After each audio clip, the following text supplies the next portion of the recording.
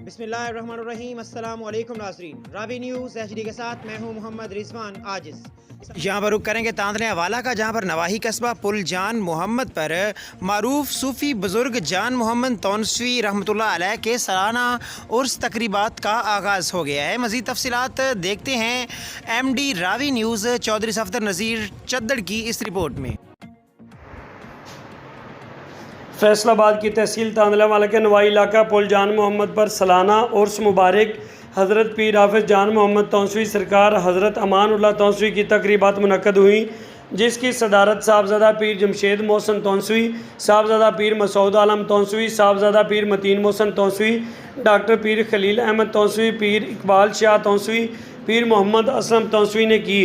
और उर्स मुबारक पर महफ़िल मिलाद मुस्तफ़ा सल्लल्लाहु अलैहि वसल्लम और महफ़िल समा का एहतमाम किया गया था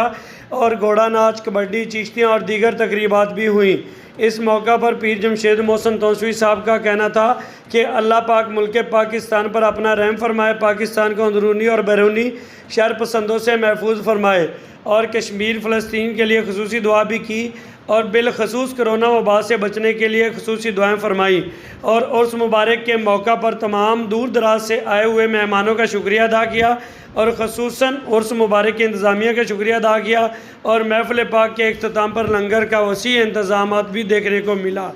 जी।